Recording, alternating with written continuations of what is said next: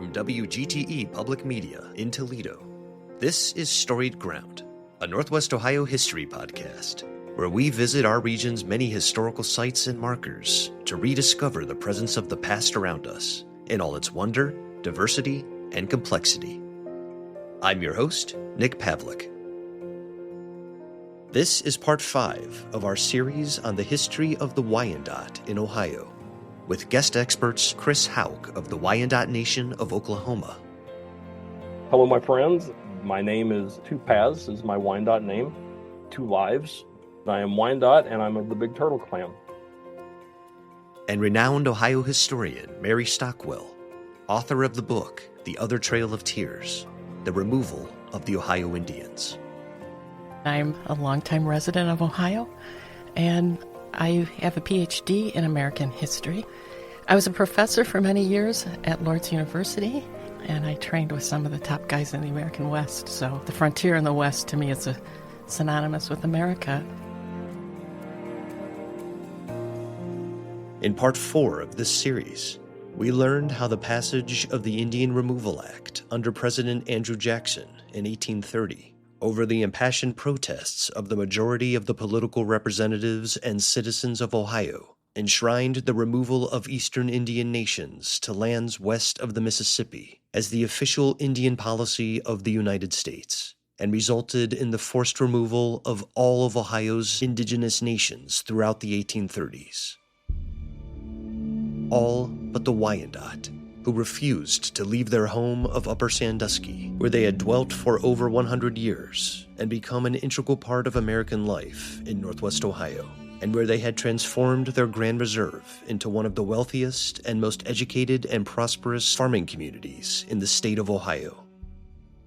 We learned how Wyandotte leaders used their business and legal acumen to thwart multiple attempts by American officials throughout the 1830s to convince them to remove to the west, while internally, the tribe was divided over the question of whether to leave Ohio.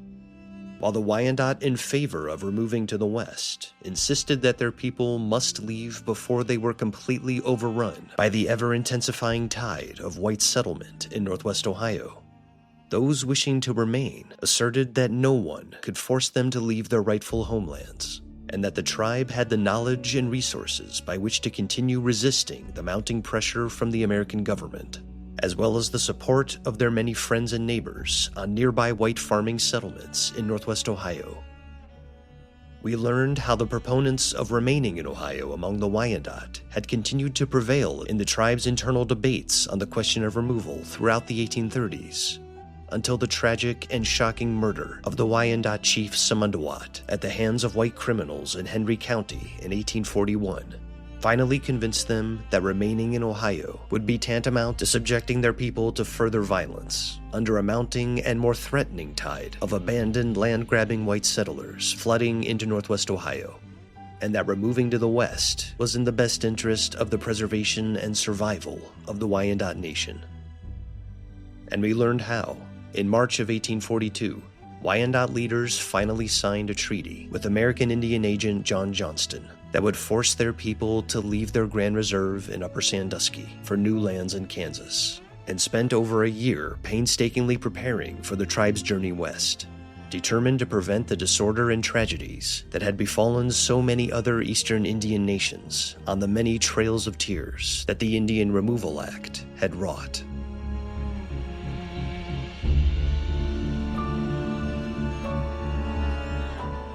In the 5th and final part of this series, we'll learn of the Wyandotte's solemn farewell to their beloved Ohio homelands and friends in 1843, of their removal west and settlement on reservations in Kansas and Oklahoma, and of their extraordinary return to their Ohio home in the present day.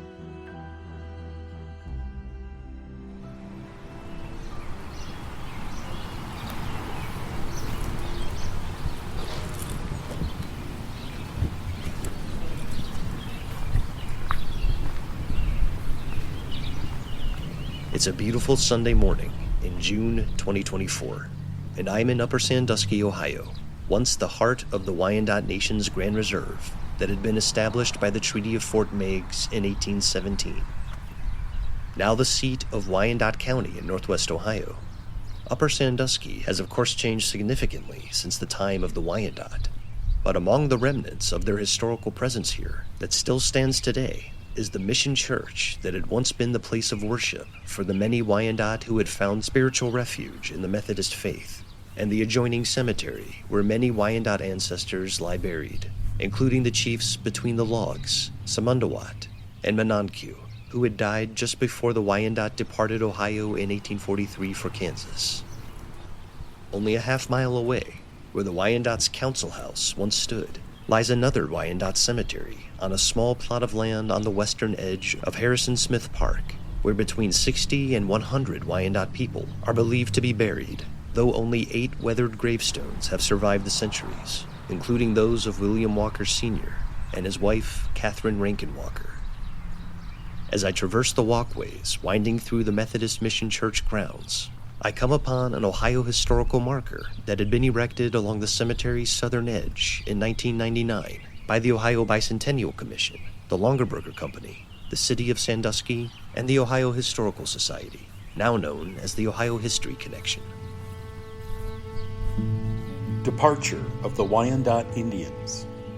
The 1817 Treaty of Fort Meigs opened much of northwest Ohio to white settlement. In return, the U.S. government granted the Wyandotte Nation permanent use of the Grand Reserve at present-day Upper Sandusky. There, farming continued, a school was built, and, in 1824, this mission church was constructed by Indians and Methodist missionaries. However, the Indian Removal Act of 1830 called for relocation of all eastern Native Americans to areas beyond the Mississippi River. By 1840, all Ohio Indians had been removed except for the Wyandotte, who refused to leave, preferring instead to stay upon their beloved Sandusky, now known as Killdeer, plains. Facing considerable pressure from federal authorities, the Wyandotte Nation in 1842 agreed to relinquish the Grand Reserve and move west. From this site on July 12, 1843, 664 individuals began their week-long journey to awaiting steamboats at Cincinnati. The Wyandotte were the last organized Native American people to leave Ohio, settling in modern-day Kansas and Oklahoma.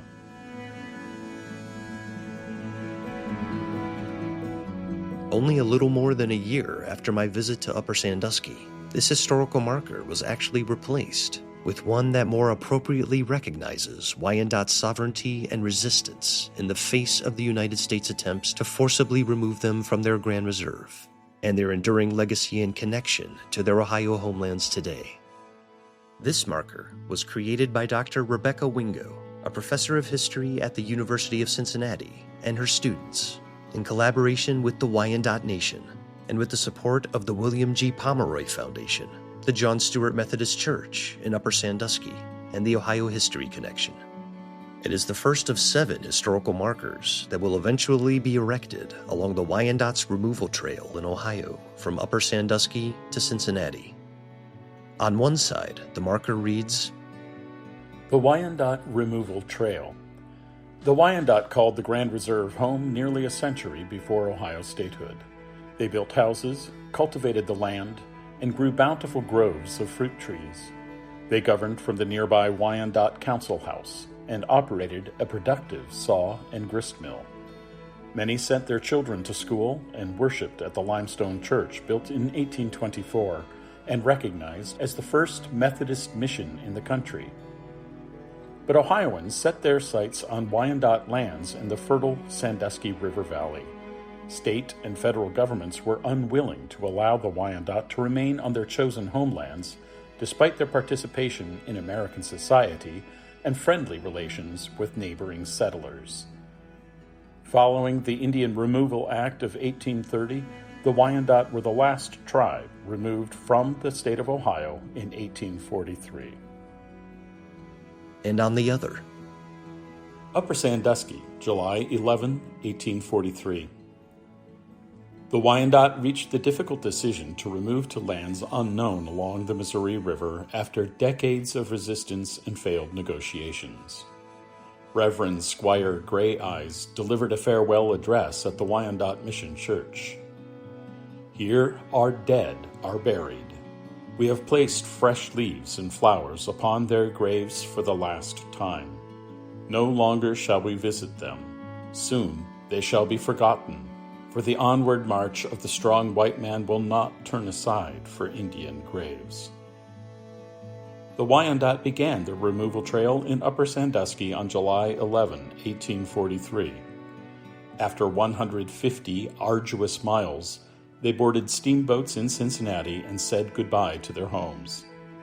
However, removal from Ohio could not erase their history and legacy. Every year, citizens of the Wyandotte Nation return to celebrate their heritage.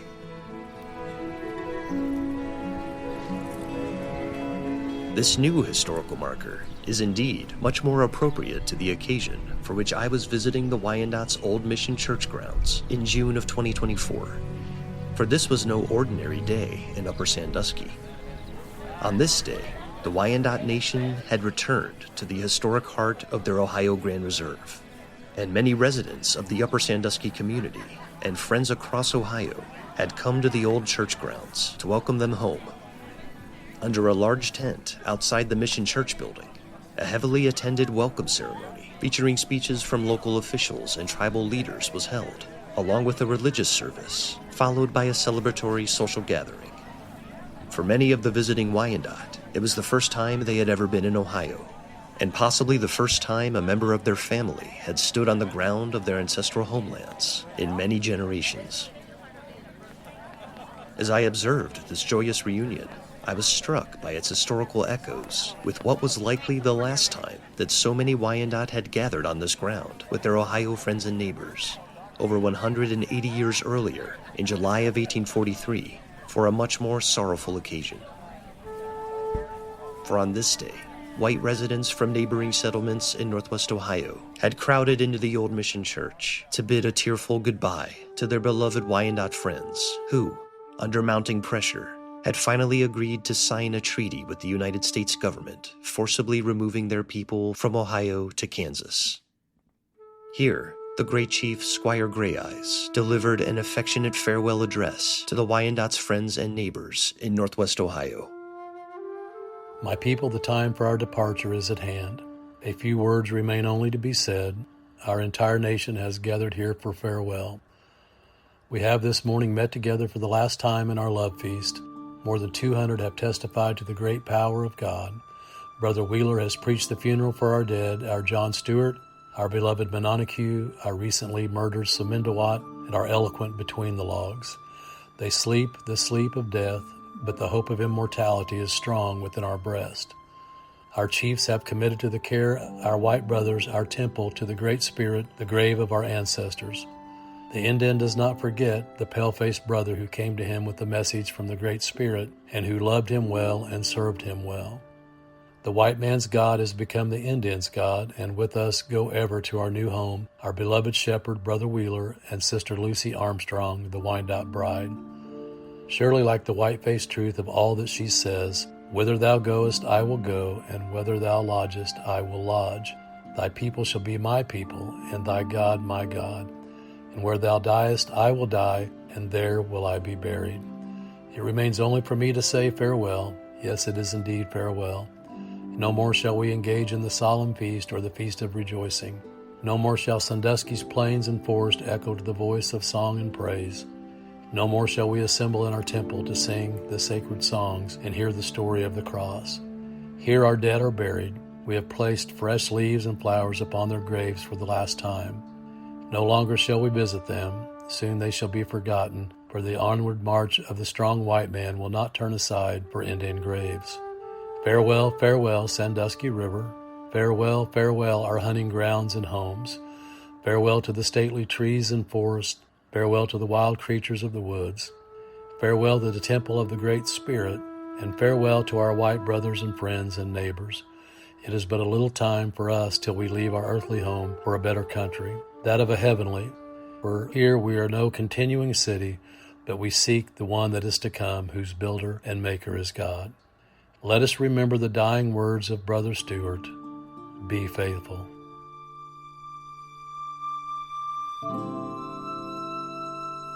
On July 11th, 1843, after over a year of meticulous preparations for their journey west, nearly 700 Wyandotte bid goodbye to the Grand Reserve, their home for well over a century, and departed Upper Sandusky for Cincinnati, where they would be boarding steamboats that would take them west along the Ohio River.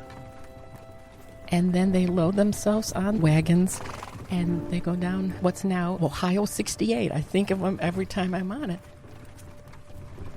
As the Wyandotte passed through the many towns situated along the southerly trail to Cincinnati, crowds of curious onlookers came flooding out to witness the departure of the last of Ohio's native nations for lands in the then far west. The appearance of the Wyandotte almost invariably drew a stark contrast to the town residents' preconceived expectations of what the departing tribe would look like, which had been shaped by exaggerated, romanticized, or stereotypical misrepresentations of Native Americans that had long circulated in print media and local legend. But my favorite part of it was, as these people are coming down what's now US 68, all the people are coming out from little towns. Most of them don't even know who the Wyandotte were, that they're up there. And they all come out and it's like, oh, we're going to see these guys in feathers and buckskin. Isn't this going to be great? And I bet they'll pray to the Great Spirit every night. And here come people who look like just incredibly wealthy farmers. And they've been intermarried with whites, so they just look like, who are these wealthy people leaving Ohio? Even when they pass, the reporters still go back and write all these kind of like James Fenimore Cooper things about them. The Torchlight, Xenia, Ohio, July 20th, 1843. The Wyandottes. The remains of this once flourishing tribe of Indians passed through our town on Sunday morning last. The general appearance of these Indians was truly prepossessing. Every one of them, we believe, without an exception, was decently dressed, a large proportion of them in the costume of the whites. Their deportment was quite orderly and respectful. We are informed that nearly one half of them make a profession of the Christian religion. They appeared to be well fitted out for their journey, having a convenient variety of cooking utensils and provisions in abundance. The whole number of persons in the company, so far as we could learn, was about 750. The number of wagons, carriages, and buggies owned by the tribe, about 80. Hired wagons, 55. Horses and ponies, near 300. Our citizens seemed to look upon the scene of their departure from among us with feelings of melancholy interest, to reflect that the last remnant of a powerful people, once the proud possessors of the soil we now occupy, were just leaving their beloved hunting grounds and the graves of their ancestors, that their council fires had gone out and their wigwams were deserted, was well calculated to awaken the liveliest sympathies of the human heart. No one, we are sure, who felt such emotions could refrain from breathing a devout aspiration to the Great Spirit that he would guide and protect them on their journey and carefully preserve them as a people after they shall have arrived at their new home in the far, far west.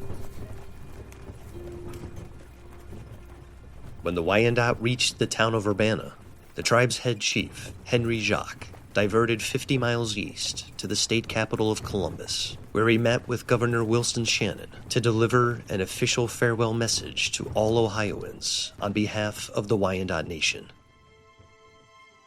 We part with the people of Ohio with feelings the more kind because there has not been any hostility between your people and ours ever since the Treaty of General Wayne at Greenville. Almost 50 years of profound peace between us have passed away and have endeared your people to ours. Whatever may be our future fate beyond the Mississippi, whether we are bound, we shall always entertain none but feelings the most kind and grateful toward the people of Ohio. Before Wayne's Treaty, there had been one long war between our fathers and your ancestors. At that treaty, our people promised peace, and they have kept that promise faithfully. We will forever keep that promise as long as the sun shines and the rivers run. When we arrive at the place of our destination, surrounded as we shall be by red men less acquainted with them than we are with white men, we shall always take great pleasure in telling the Indians of that western region how kind, how peaceful, how true, faithful, and honest your people have been to our people. If at any future day any of our people shall visit this state, we hope that your people will see that they do not suffer for food or any of the necessities of life, that when thirsty you will give him drink, when hungry you shall give him food, or naked you will give him clothes, or sick you will heal him. And we on our part promise the same kindness to any of your people should they visit us in our far western future home.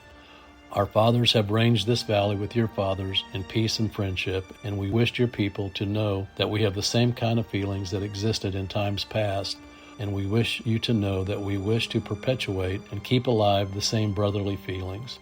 In other states and territories, the Indians have lived surrounded by white men with whom they had occasional outbreaks, wars, and difficulties. But between us and your people, the chain of peace and friendship has always continued to be bright, smooth, and free from rusty or bloody spots. You are the representative of your people, therefore be so good as to tell your people that we say on this final parting occasion, and say to them to believe us to be always hereafter what we have always been, the friends of the people of Ohio.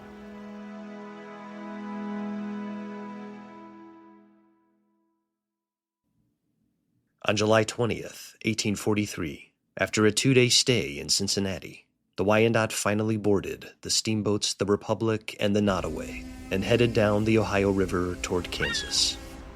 And they come down to Cincinnati. They buy the tickets on the steamboat, get on the steamboats.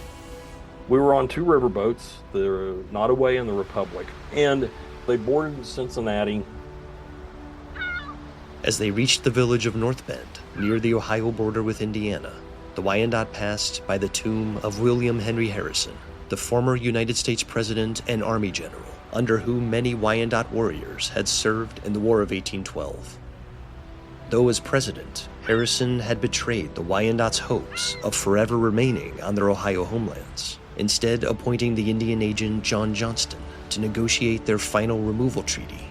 The tribe still revered Harrison, referring to him as their white chief. As they passed Harrison's tomb sitting high on a bluff overlooking the Ohio River, the Wyandotte asked the steamboat captains to fire off the ship's cannons in tribute to their departed friend.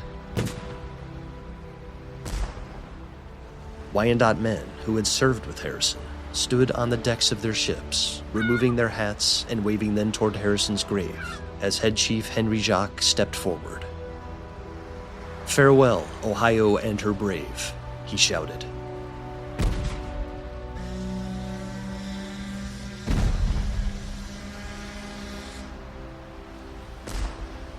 As the steamboats carried them down the Ohio River toward Kansas, the Wyandotte had to contend not only with the trauma of having left their beloved Ohio homelands behind, and the uncertainty of still not knowing exactly where in Kansas they would be able to settle once they arrived, but also with the prejudice of the captain of the steamboat the Nottoway, on whom they were relying to safely transport them to their new home. Everything was fine till they got to Louisville. And at that time, the captain of the Nottoway had all the carpets ripped up, rolled up, furniture put into storage on the boat because he didn't want Indians soiling his carpets. So they made the trip like that and were treated very poorly.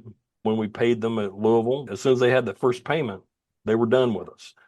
And then St. Louis to Westport on the Missouri side. The night they arrived, it was really rainy and drizzly, just a miserable, nasty night. And they said, well, can we just stay on the boat for tonight and we'll get off? Oh, no, I got to be in St. Joseph by morning. Next morning, when they all got up, guess where that riverboat was? Right there. And he had all the carpets and everything put back down because his other passengers, they had to have it nice. He didn't want the Indians trashing it because they're Indians. Now, granted, most of them would have been wearing clothes like everyone else of the day. And anyway, when they arrived, they were dropped on the wrong side of the river. There's a strip of Kansas that's on the east side, and it's a mud flat. And that's where we were dropped. So we had to figure out how to get across the river to Kansas, where we belonged.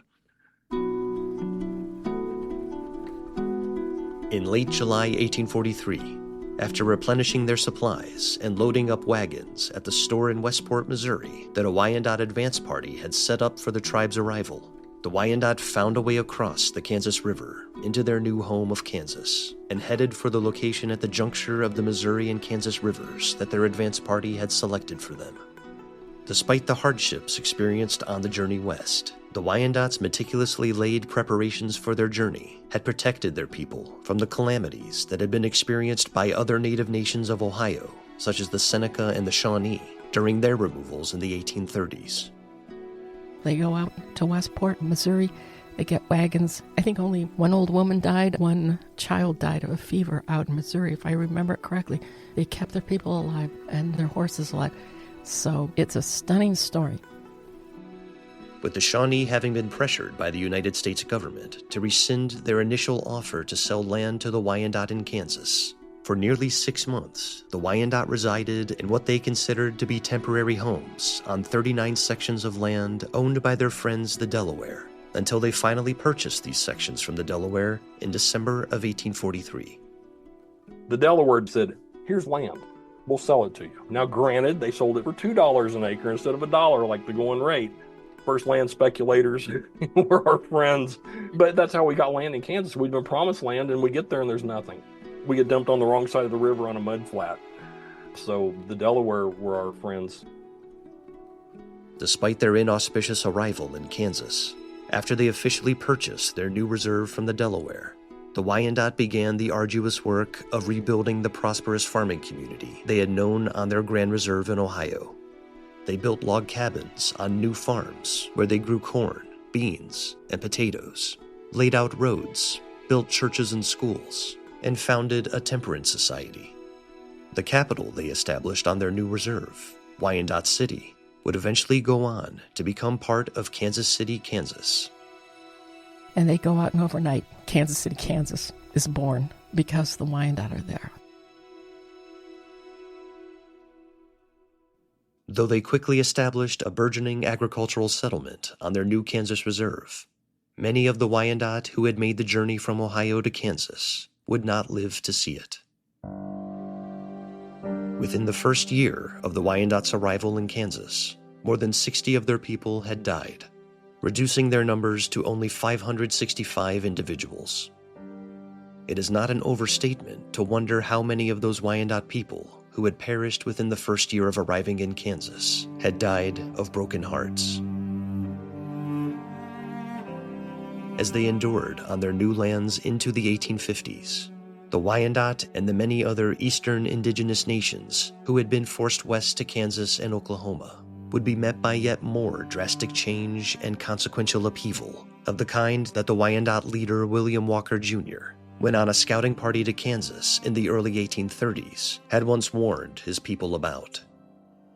Once they get to Kansas, Walker's prediction is true, that the war begins and trouble begins. Though he had been elected as the first provisional governor of the Nebraska Territory in July of 1853, William Walker Jr. was the first territorial governor of Nebraska Territory, which was Kansas and Nebraska.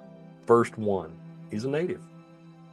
Walker's election as provisional governor was not accepted by the United States government, which in May of 1854 passed the Kansas-Nebraska Act that officially created the U.S. territories of Kansas and Nebraska under the governorship of Democrats Andrew Horatio Reeder and Francis Burt, respectively.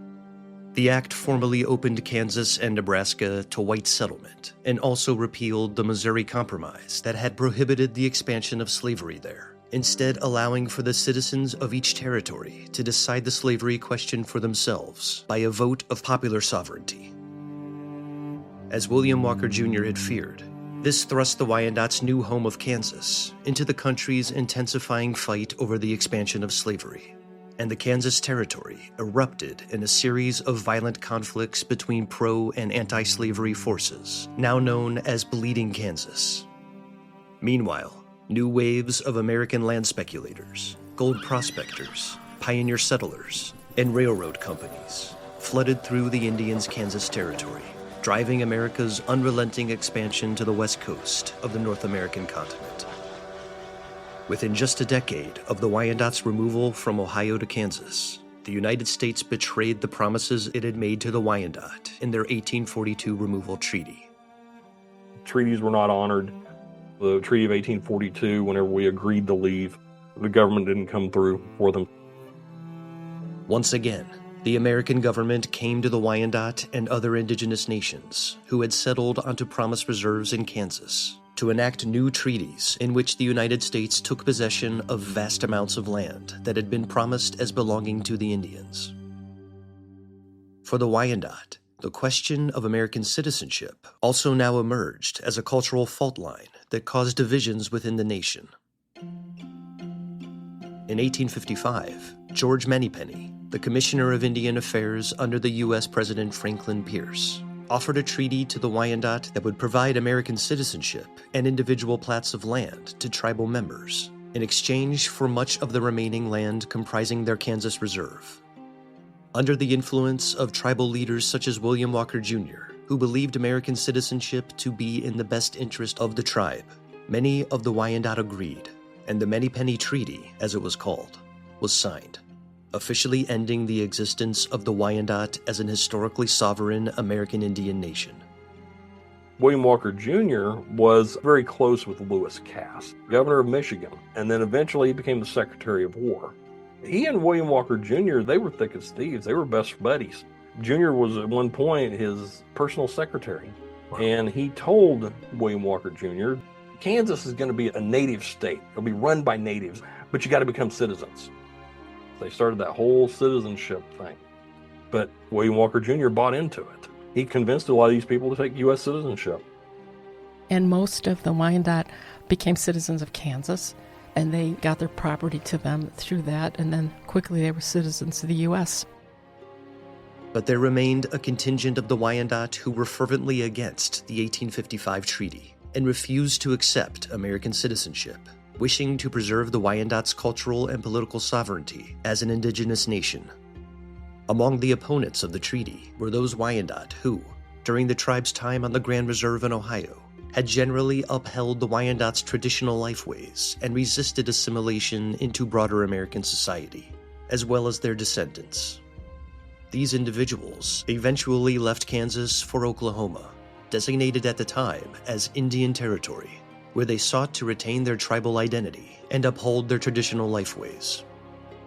Well, if they don't want to be citizens, then they can go to Indian Territory. This started about 1855. This went on, minus the war years, until 1867. It was like, if you want to stay tribal, you will go to Indian Territory. So some stayed. It's like, we just got our lives back. Why would I want to go? So I don't blame anybody's ancestors stayed in Kansas. I get it. But the people they sent down here were people that were of no use to them. People that didn't have skills, people that were old, we'll say widows and orphans, people that weren't contributing members of society. They wanted to get rid of. The incompetent class might have been someone that's too old, or they may simply not speak English. Something that simple. But those were the ones that ended up down here. But the citizenship question wasn't the only issue that had created a division within Wyandotte society and influenced some Wyandotte people's decision to leave Kansas for Indian Territory. A less prevalent but still salient issue for the Wyandotte that had created further splintering within the tribe was slavery. As the upheavals of Bleeding Kansas swept through the lands on which the Eastern Indian nations had settled in the Kansas Territory, some prominent Wyandotte leaders, while publicly denouncing slavery, privately became slaveholders themselves. Now, there were some Wyandottes that were slaveholders. William Walker Jr. was one of them. Members of the tribe who said, this is horrible. We will not be a part of the slave sale. They moved to Oklahoma. The vast majority of the Wyandotte of Kansas, however, remained deeply against slavery.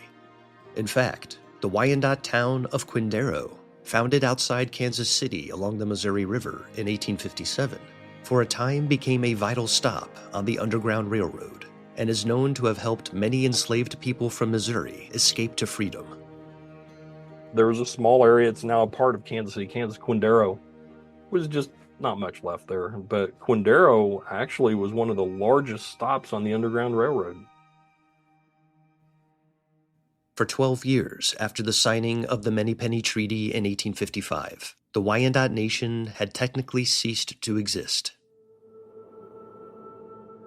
But in 1867, owing to persistent advocacy efforts from leaders on a Wyandotte governing body called the Indian Party Council, the United States government offered a new treaty that formally designated the Wyandotte living in Indian Territory in Oklahoma as the Wyandotte Tribe, reinstating their official status as an American Indian nation and granting the tribe a reservation of 20,000 acres. Those Wyandotte who had accepted American citizenship in Kansas in the Many-Penny Treaty were excluded from this new treaty. However, if they wished to reclaim their status as citizens of the Wyandotte tribe, the treaty contained an inclusionary clause by which they could petition the Indian Party leaders to be adopted back into the tribe. Beginning in the early 1870s, many Wyandotte of Kansas, including Chris Houck's ancestors, were officially adopted back into the Wyandotte tribe and relocated to the Wyandotte's reservation in Indian Territory. But there were also some, like one of my grandparents, they said, well, we'll take citizenship, but we want the right to be tribal, which that didn't come about until about 1874. Finally, people were like, okay, this is not going the way we wanted. They would petition the Indian Party and say, hey, we want to come to Oklahoma. And especially my family, who were very well-to-do, they were land floats. They laid out Wyandotte City. Isaiah Walker, my grandfather, and some of them, they started laying out Topeka. So they were out speculating on that. Well, about 1874, when William Walker Jr. died, his nephew, Isaiah, they came down here. And of course they were wanted because they were well-to-do. Their home is still here. It's a nice frame house for the time. I've been and visited the family that owns it now, who actually bought it from the Walkers, their descendants. One was a little boy whenever his grandfather bought the place from the Walkers during the Depression because times were hard. But they still let Uncle Ike, they even called him, he lived in a little building out back of the house and had him a couple of cows and that he milked every day and walked to Seneca several miles, and he'd go sell the milk and come back with a bottle that was about half empty by the time he got home. There's conflicting stories of he was very pleasant. The older gentleman that knew him said, oh, I loved him. And then one of the other siblings that said, if only he would leave, I would come home. So take it for what you will. Through the Treaty of 1867, the Wyandotte had ensured their continuation as a culturally distinct and recognized Indian nation. But just 20 years later, they would suffer yet another consequential blow, as land rushes fueled by America's unrelenting westward expansion again threatened to overrun Native peoples in Indian Territory. In 1887, the United States Congress passed the Dawes Severalty Act, which used the Land Ordinance of 1785 to subdivide land on Indian reservations into allotments granted to the heads of families and individuals listed on tribal rolls. While it was ostensibly intended to protect Native American property rights, the act also seized vast amounts of land promised for Indian reservations and opened it for American settlement, and further pressured Native nations to abandon their traditional lifeways and assimilate into the dominant American culture. The Wyandotte, when they were sent here, we were given allotments. We were not given a reservation per se. Yes, it was a Wyandotte reserve, but they wanted us to each have their own farm, 140 or 80 acres, and they wanted us to worry more about keeping our family fed than about causing the U.S. government trouble. Because the Wyandottes are diplomats, they always have been. But throughout the 20th century, the Indian policy of the United States government would undergo profound changes, as the U.S. at last sought to provide fair restitution to the indigenous nations who had been dispossessed of their homelands and suffered so greatly under decades of assimilationist policies and the colossal force of American nation-building in the 19th century.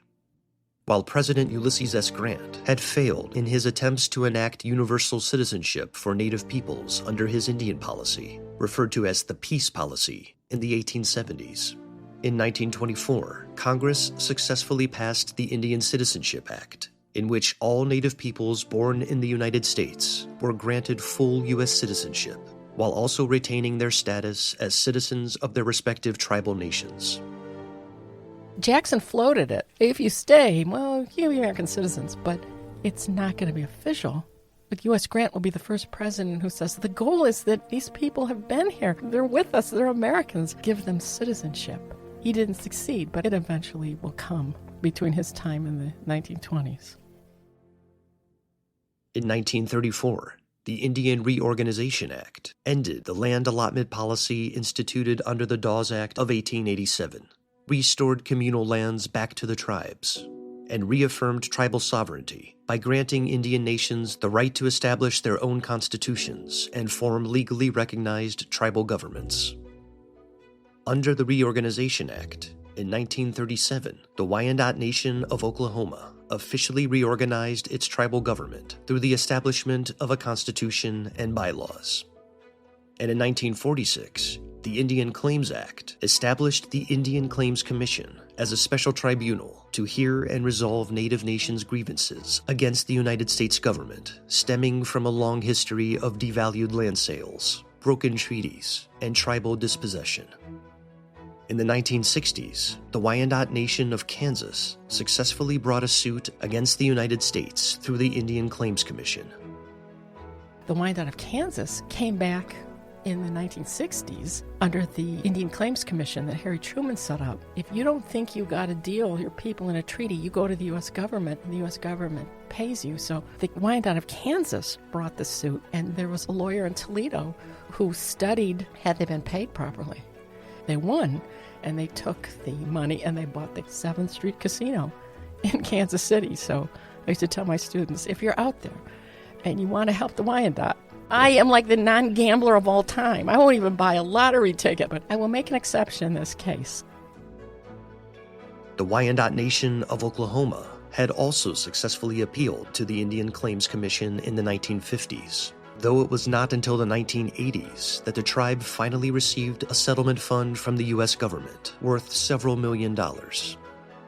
Almost all the tribes have been paid and paid and paid in full now for what they are owed. That's, to me, a fascinating little bit of history. At least they've been paid properly now for what they lost. Today, the descendants of the Wyandotte live throughout the United States, but they are principally based in 3 locations that reflect the tribe's long history of displacement and forced removal from Canada to Michigan, Ohio, Kansas, and ultimately Oklahoma. The Wyandotte of Anderden Nation, located south of Detroit, Michigan, is comprised of the descendants of the Wyandotte who lived among the French near Detroit in the early 1700s and remained there when many other Wyandotte people decided to migrate to the area centered around Upper Sandusky in Ohio, from which they were forcibly removed to Kansas in 1843. The Wyandotte Nation of Kansas, located just west of Kansas City, is comprised of the descendants of the Wyandotte who remained in Kansas after the Many-Penny Treaty of 1855 that conferred American citizenship upon the Wyandotte people and, for a time, effectively ended the legal existence of the Wyandotte as a tribal nation. And the federally recognized Wyandotte Nation of Oklahoma, located in Ottawa County in northeastern Oklahoma, is home to the descendants of the Wyandotte who refused American citizenship under the 1855 Many-Penny Treaty and moved to Indian Territory, where they were officially reinstated as the Wyandotte Tribe in 1867, as well as the Kansas Wyandotte, who later petitioned to rejoin the Wyandotte Tribe on their Oklahoma reservation. And though they have resided on their Oklahoma reservation since 1867, it was not until 2024 that a ruling by the Oklahoma Court of Criminal Appeals conclusively reaffirmed their lands as an officially designated Indian reservation under the sovereign jurisdiction of the Wyandotte Nation of Oklahoma. We recently got reservation status here in the Wyandotte Nation, so that's kind of an exciting thing. Law enforcement and our judicial area, their responsibility have boomed, they've exploded, because it's a lot of responsibility whenever you have we're not a huge reservation, but it is what it is. So there's a lot more authority comes to our law enforcement and our judicial system. While the Wyandotte Nation of Oklahoma may be the only federally recognized Wyandotte tribe due to a long and complex legal history characterized by broken treaties and assimilationist policies, this does not diminish the shared ancestry, history, and culture that bind the Wyandotte nations of Michigan, Kansas, and Oklahoma together as one people who have endured through centuries of cataclysmic change and upheaval brought about by colonialist dispossession. They've made their own way. Wyandottes are a lot like willow trimmings. Have you ever cut a limb off of a willow tree and stick it in the ground? It'll grow. It'll turn into a tree. That's the way the Wyandotte are. Wherever you stick us, we're going to grow, no matter what we have to do it.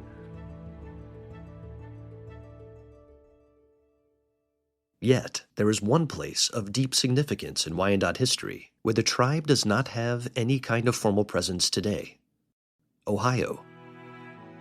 But at the Wyandotte Nation of Oklahoma's Cultural Center and Museum, Chris Houck and his team are leading the charge to help the Wyandotte reconnect to their ancestral home in the Ohio country. We've been in Oklahoma longer than we were in Ohio, but Ohio was the last place we wanted to be. We chose to be there, not somewhere else. So a lot of people are starting to feel that connection back to Ohio. Pretty much every year we'll take our interns there. They need to see where we're from. They need to understand that it's home. It is nice to go up and let people see, just to feel the presence of the ancestors. I can go to some of my great-grandparents, visit their graves, and know that they were here. They were real people. The graves of Chris Houck's Ohio ancestors are located at two historic sites that are among several that bear witness to the Wyandotte's historical presence in Ohio: the Wyandotte Cemetery on the western edge of Harrison Smith Park, and the grounds of the Old Methodist Mission Church, both in Upper Sandusky. These sites preserve the final resting places of the ancestors of many members of the Wyandotte nations of Kansas and Oklahoma, and were promised as belonging to the Wyandotte forever in the 1842 treaty that forcibly removed them from their Ohio homelands. The cemetery is still there, and even when the tribe leaves and goes out west, they are guaranteed that cemetery near the church and that church will belong to the Wyandotte forever. When the Wyandotte were removed from their Grand Reserve in 1843, they had left the Mission Church and its adjoining cemetery in trust to the Missionary Society of the Methodist Episcopal Church.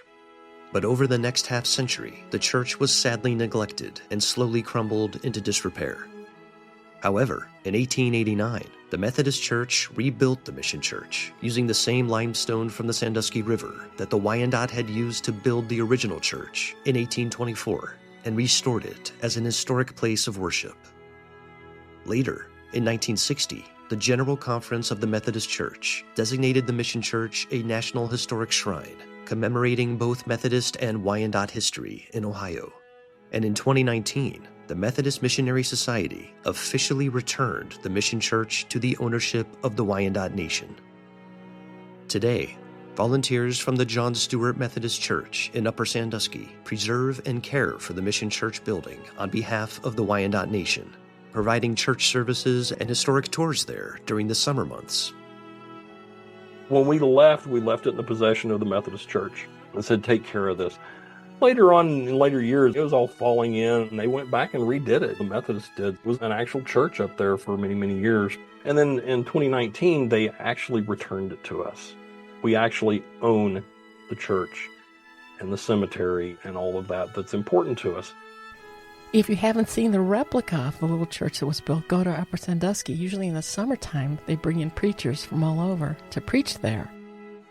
We have some great people there from Upper Sandusky that take care of it for us. They're phenomenal people, and we know we can trust them to take care of what's ours. And they preserve that memory. But walking into that church, that small building, it's pretty powerful.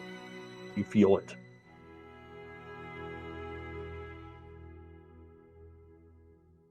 Dr. Mary Stockwell certainly experienced the Mission Church's powerful connection to Wyandotte history when she visited the site while conducting research for her book, The Other Trail of Tears, The Removal of the Ohio Indians.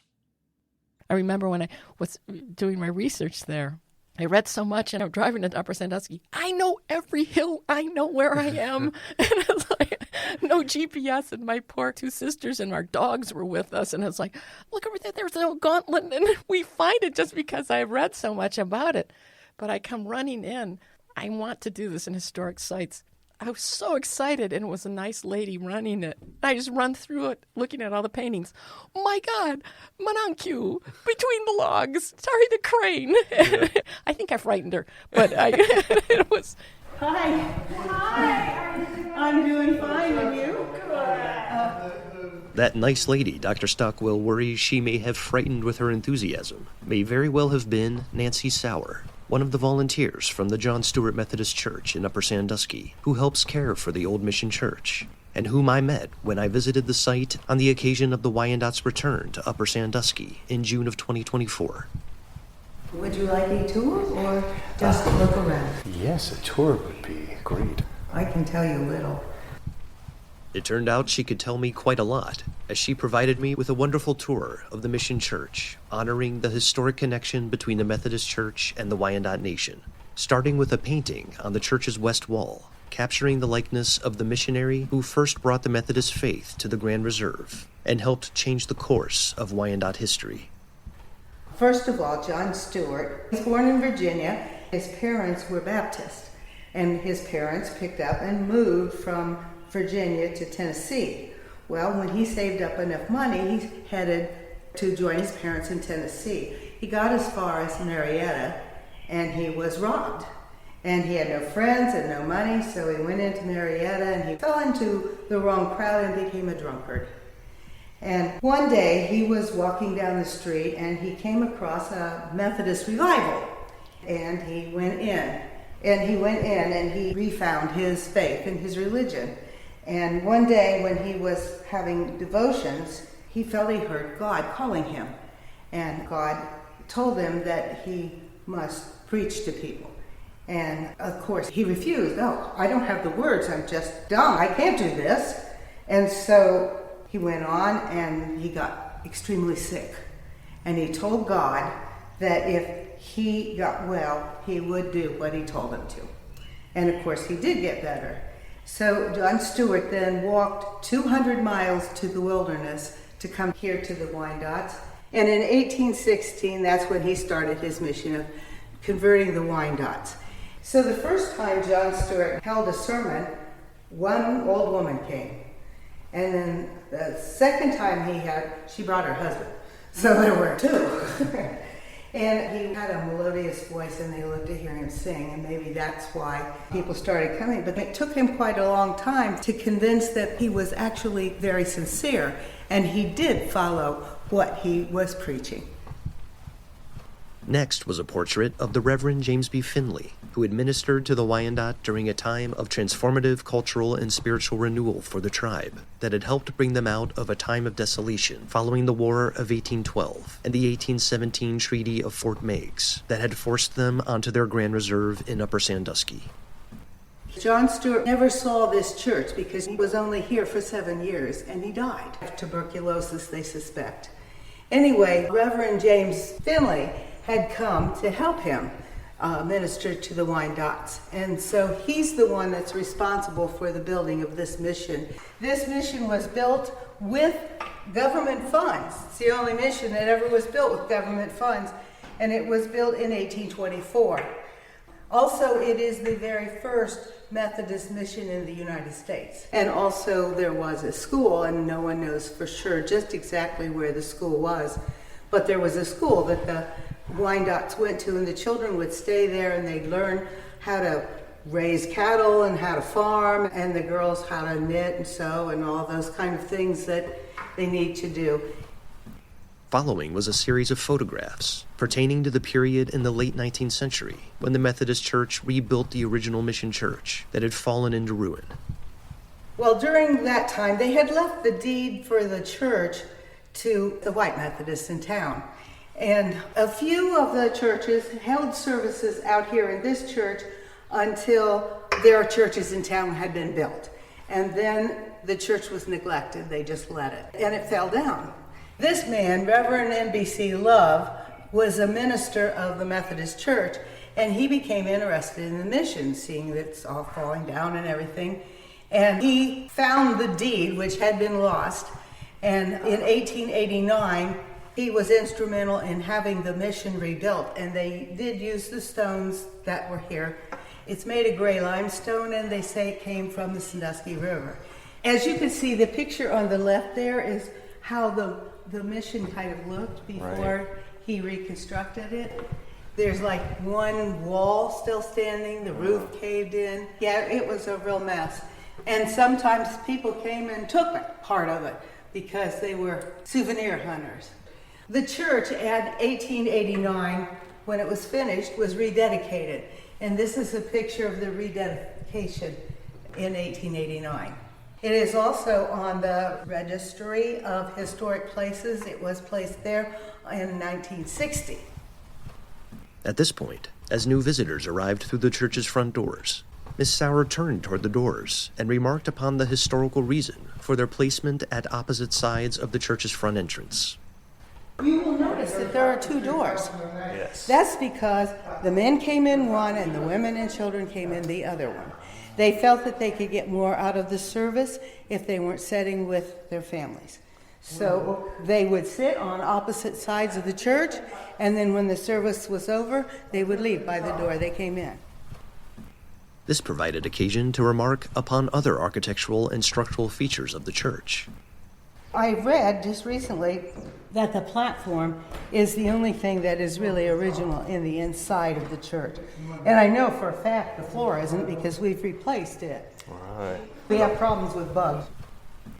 Having shared some of the artifacts relating specifically to the history of the Methodist Mission Church itself and its ministers, Ms. Sauer then turned to those items representing the history of the Wyandotte people for whom the church had been built, starting with a drawing depicting Jonathan Pointer, a formerly enslaved man who had been captured and later taken in by the Wyandotte and had served as John Stewart's interpreter. And this is the drawing of Jonathan Pointer, translating for John Stewart. Pointer was also a black man, and he had been kidnapped as a child so he could speak both English and Wyandotte. And so he was the interpreter for John Stewart. Next came portraits of 3 of the Wyandotte's most eminent chiefs during the tribe's time on the Grand Reserve, who had helped forge a new path to renewal for their people as the Wyandotte transformed their reserve into one of Ohio's most prosperous farming communities from the 1820s to the 1840s. Some of the converts that are pictured here also are Reverend Between the Logs, Menonque. Between the Logs and Menonque both became ministers. This is Chief Squire Gray Eyes. He was one of the influential chiefs at the time when they left. And then there was an old photograph, appearing to be from the late 19th century, of an elderly Wyandotte woman I had never seen before. That is Mother Solomon. Actually, she was Margaret Gray Eyes. She's the daughter of Squire Gray Eyes. And she was the last Wyandotte to live in this area from the original tribe. That's a real photograph of Mother Solomon. They called her Mother Solomon because she actually had like about 10 kids and they all died. So she had no children of her own. And so she was like the community babysitter, and she helped women when they were having babies and things. And so that she became known as Mother Solomon. She did go to Kansas with the tribe in 1843, but in 1850, she and her husband decided to come back. And they moved back to this area and had a little cabin here. So she was the last of the original tribe to live here. If Margaret Gray Eyes Solomon was the last of the historical Ohio Wyandotte to live in Upper Sandusky, it was under the leadership of the chief depicted in the next photograph, Leaford Bearskin, that the descendants of the Ohio Wyandotte began regularly returning to their people's ancestral homelands in Upper Sandusky. In 2007, the Wyandotte Nation of Oklahoma established an internship program that annually brings Wyandotte youth back to their historic Ohio home. Chief Bearskin served as chief of the Wyandotte Nation of Oklahoma from 1983 until shortly before his death in 2012. And he was a great man, and he actually was in the military. Then he came back and they made him chief of the Wyandottes, and he has done great things for the Wyandottes. He has passed. He is no longer living. I actually did meet him. He came to Upper Sandusky, but it was a long time ago, many years ago. The next portrait was of Chief Billy Friend, the current chief of the Wyandotte Nation of Oklahoma, who had succeeded Chief Bearskin in 2011. This painting is of Chief Friend, and I have to tell you a neat story about him. When he was elected the chief, we said, "Well, Chief, now that you've been elected chief, what do we call you?" He looked at me and said, "Billy." Such a nice guy. Very, very ordinary, but so powerful. Ms. Sauer had in fact seen Chief Friend just the previous evening at a welcome dinner the John Stewart Methodist Church had hosted for the Wyandotte Nation upon their return to their Upper Sandusky home. It was very nice dinner. They had a young man who offered the prayer in Wyandotte, and then he translated, and it was kind of a cute thing. Yeah. Because it ended with, now let's eat. Ms. Sauer then proudly unfurled the Mission Church's replica of the flag of the Wyandotte Nation of Oklahoma, a symbolic representation of the tribe's history and sovereignty as an American Indian nation.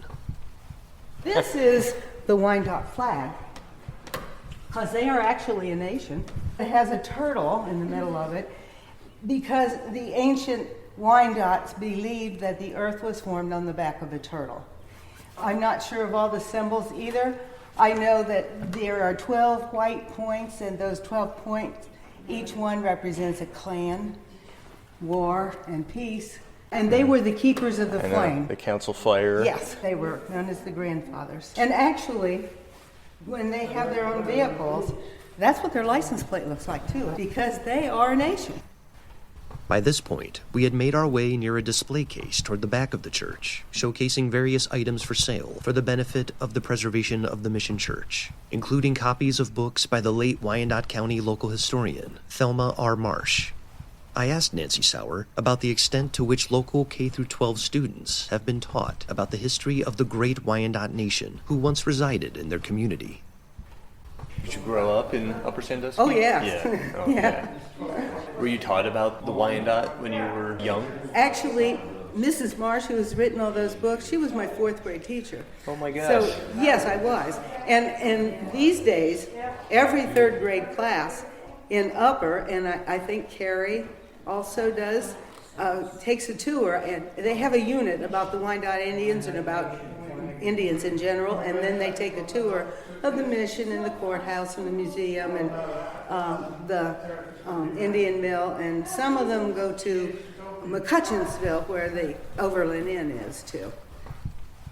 As my tour of the Mission Church came to a close, Ms. Sauer kindly shared one last artifact with me, a framed document that, from my rudimentary understanding, I could tell was written in the Wyandotte language, but I of course had little idea of the text's meaning.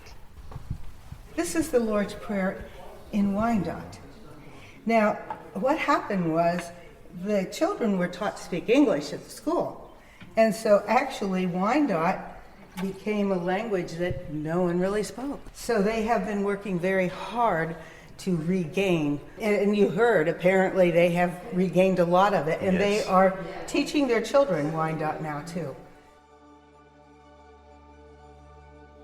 The Wyandotte's recovery of their ancient language is one of the tribe's many present-day tribal heritage programs, being led by researchers and interpreters like Chris Hauk and his team at the Wyandotte Nation of Oklahoma's Cultural Center and Museum, to reclaim and revitalize the Wyandotte Nation's traditional lifeways and to reconnect their people to their Iroquoian heritage and identity.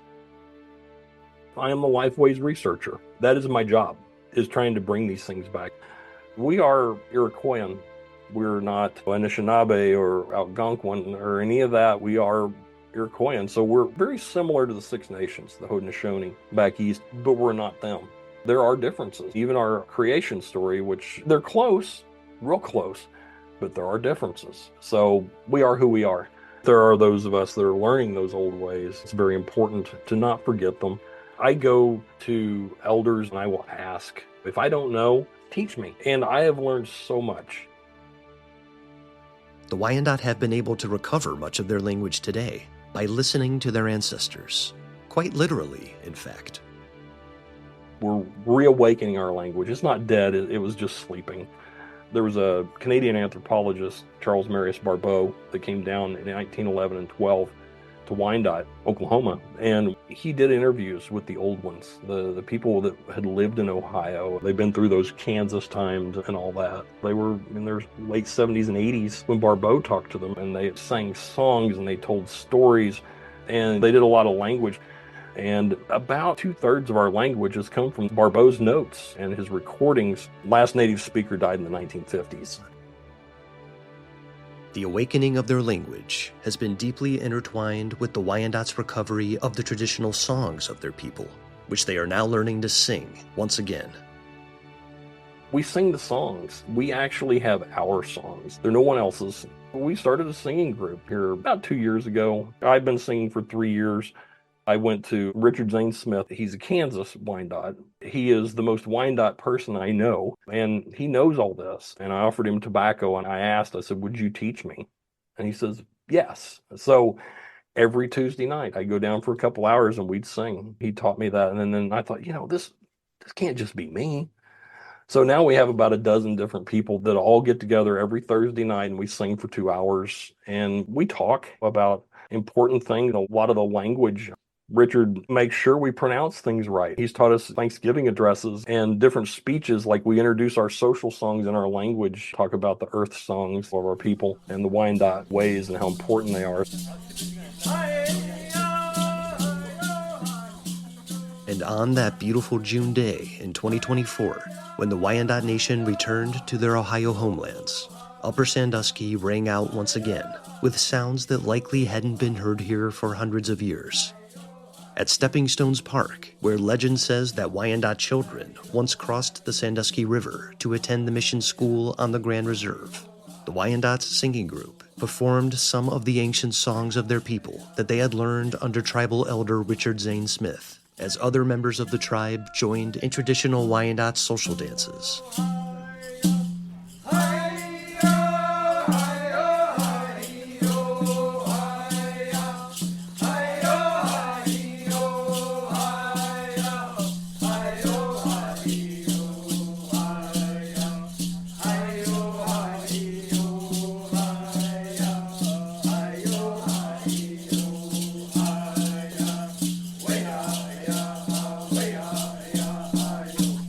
Just a few months after I was fortunate enough to witness this stunning event in Upper Sandusky, on a windy but uncharacteristically mild and sunny day in October of 2024, I made my way down to the Fort Recovery Museum and Monument in Mercer County, Ohio, the site of General Arthur St. Clair's defeat in 1791 during the Northwest Indian War, to enjoy the opportunity of learning still more about the Wyandotte's tribal history and heritage from cultural researchers and interpreters Chris Houck, Kim Garcia, and Joshua Garcia from the Wyandotte Nation of Oklahoma's Cultural Center and Museum. It was the weekend of the Ohio History Connection's second annual program at Fort Recovery, called Beyond the Battlefield and St. Clair's Defeat, Connecting with Tribal Nations Today, where representatives from several indigenous nations who once called Ohio home, including the Delaware, Miami, Odawa, Seneca, Shawnee, and Wyandotte, came to share their tribal history and heritage in the form of demonstrations, performances, and historical artifacts with an enthusiastic public.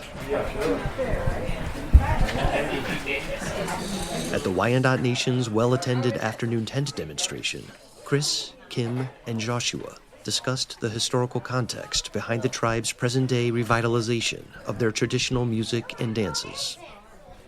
Good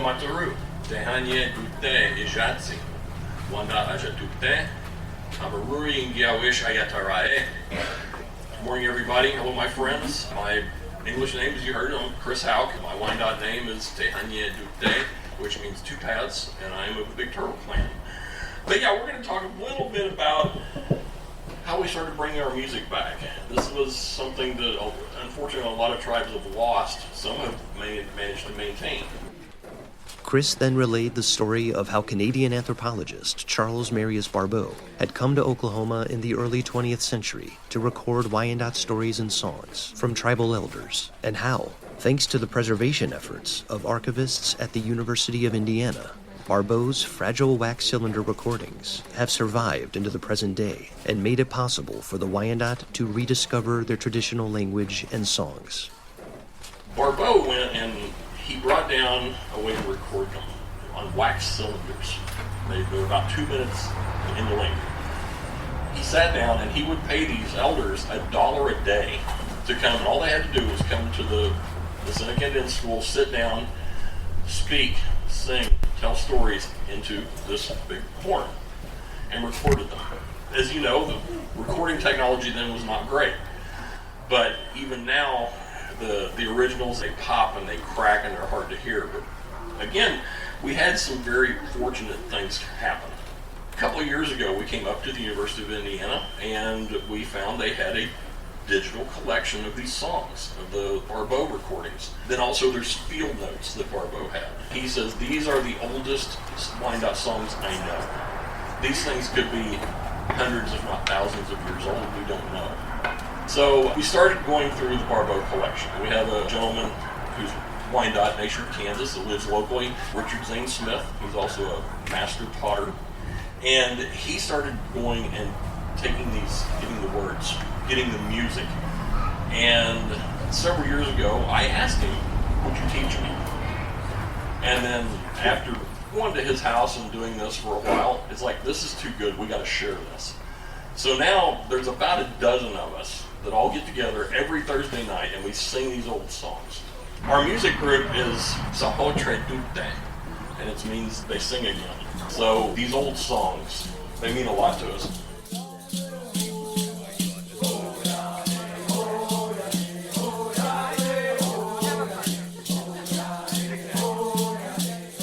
As you can hear, the Wyandotte's traditional songs also feature the rhythmic and percussive sound of ancient Wyandotte instruments, including water drums and rattles. In connection with their pursuit of bringing back the songs of their people, Wyandotte Lifeways researchers and interpreters are learning how to both make and play these sacred instruments as their ancestors once did. We have guys, they're making their own water drums now, because even back before we had the wood, things that came about in Ohio, people might use a log, or they made them out of clay. They kept finding all these pottery sherds in Ontario, and they had this sawtooth edge on the top edge of these pots, and they said, well, what is it? We don't know what this is. And Richard Zane Smith, he looks at it, he's a potter, and he told these archaeologists, he goes, they're water drums. And the guy said, oh no, that's silly. So he made a water drum just like that. They sound great. The wood ones, especially the small ones like the Haudenosaunee use, they're really pingy. And the rest, they're not. These have a really mellow sound.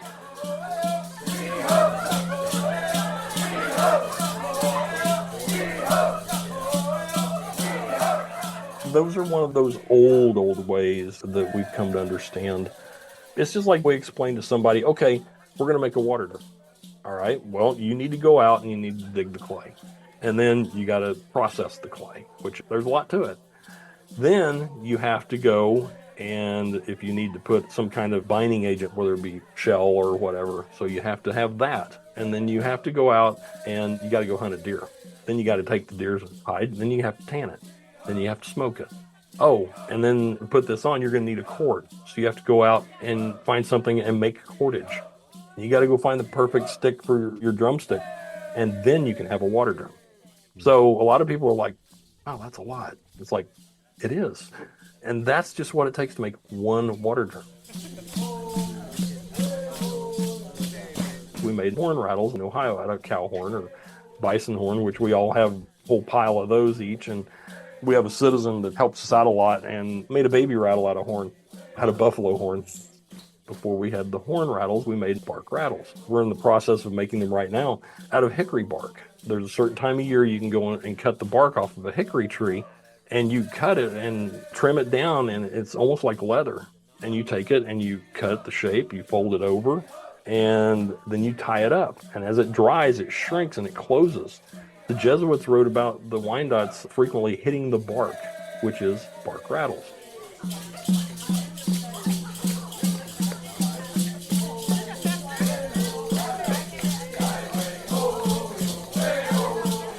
Here's Joshua Garcia sharing more information on the Wyandotte's traditional instruments at their public tent demonstration at Fort Recovery. Hello everyone, my English name is Joshua Garcia, and if I don't have the chance before you guys leave today, I just want to say, Tisha, thank you guys for coming out today. I'm glad that you guys had safe travels here, and if you leave before we have the chance, I just want to say, I want to shake your hands with a happy heart, and wish you guys safe travels back home. Tisha. So the drums that we traditionally would have, one thing is we would have clay drums. Archaeologists, whenever they were finding these pots, they didn't really know the reason why they would have jagged tooth collars. Up until it was tested out, they were used to hold down the leather whenever we were having our water drum. And then we wrap it with cordage or rope. Some other drums that we have that we're revitalizing are the wooden drum. We use several pegs, about 12 to 15 wooden pegs. This one's a sassafras drum. We'll also on the top taper it a tiny, tiny bit. That way the metal collar, which can either be wrapped in leather or cloth, will hold down the leather head. Whether you're having a clay or wooden drum, there's going to be a hole on the side with a wooden peg or a peg from root. One of the pegs that we use sassafras because it expands whenever it gets wet, so it becomes watertight. Some other instruments we have for our cultural revitalization that we're bringing back are horn rattles. The ones that we have on display here today are bison horn and bull or cow horn. So this is what a bison horn would look like. All we do with this is we bend it down, that way you can get a better sound and fill it with either rocks, corn kernels, or BB gun pellets. Some other rattles that we would have are bark rattles. So this one's made from hickory. We harvest our bark in late spring, early summer. And with hickory, it's great because you can harvest it and we'll debark it. That way the bugs won't get into it and eat away at it. But also we can store it away and rehydrate it at a later time versus other barks, they don't work as well at rehydrating.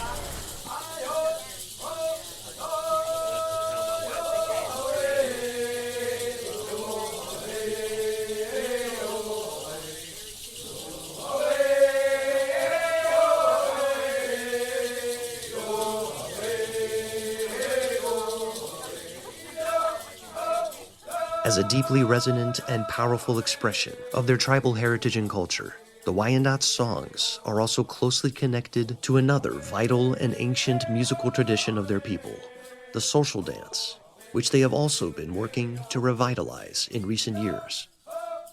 The first time we had a social dance was a couple years ago for our winter gathering. It was pretty rough, but to hear the people laughing, see them dancing, it was great. It brought back the old ways.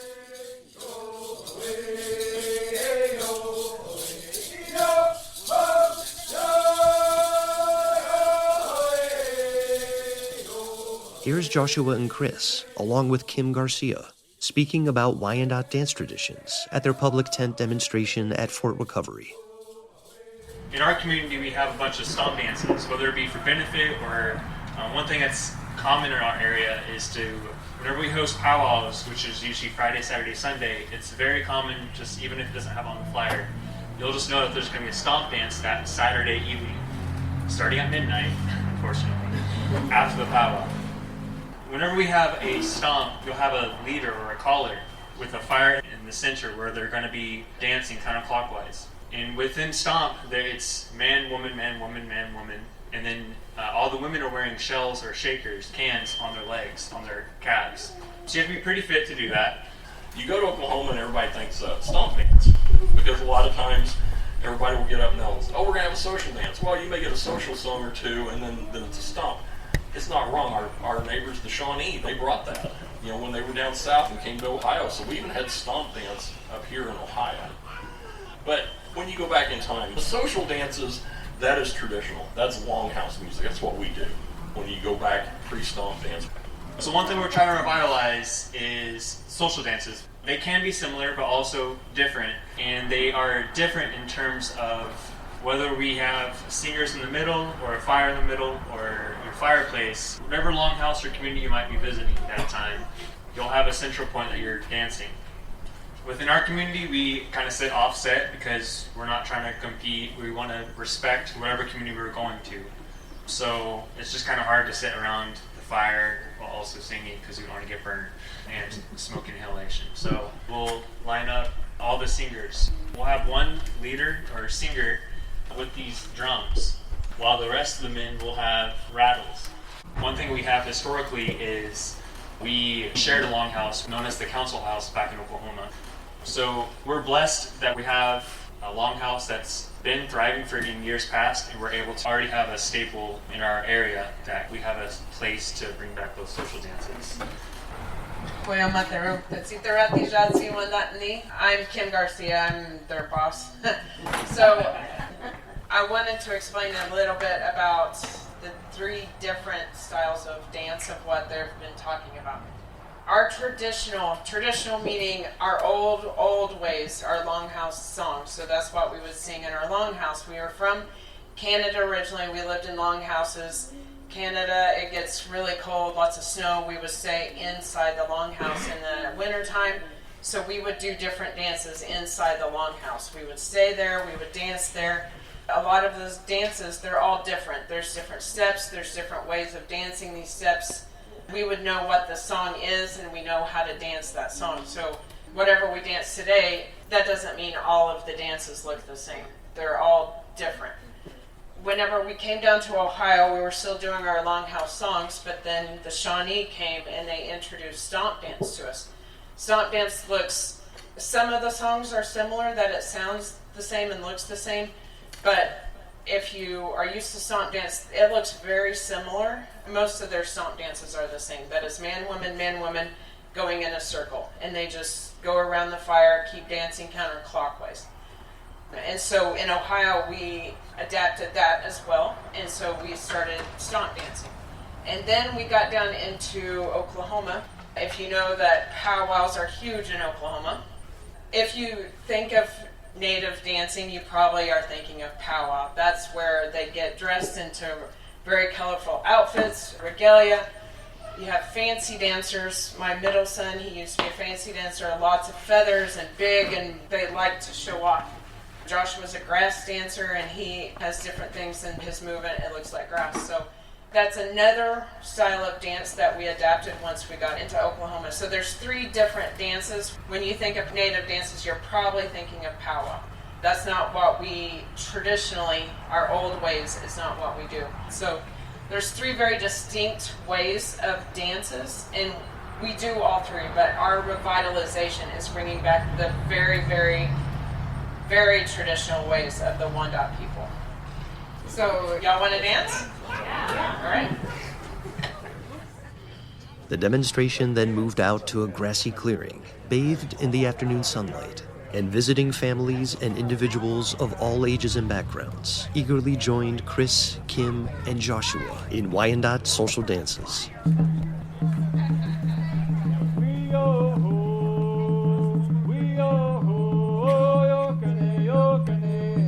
It was a marvelous and powerful sight to behold, and evoked an image in my mind of a time 2 centuries earlier, when the Wyandotte may have held social gatherings on their Grand Reserve in Upper Sandusky, to which they had invited their non-native friends and neighbors from nearby farming communities, and at which social dances very much like this may have been among the day's festivities. Not to mention that it also just looked like a tremendous amount of fun.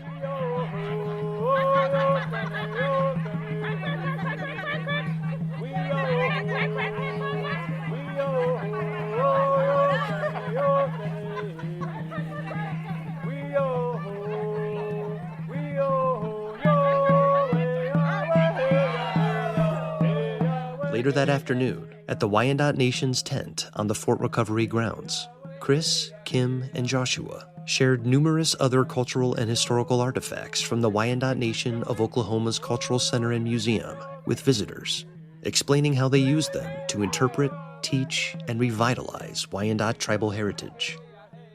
That's what the Cultural Center here is all about, is bringing these things back, getting these things back to the people, get them back in their hands, just making things, our headdresses we make, and moccasins, and so much.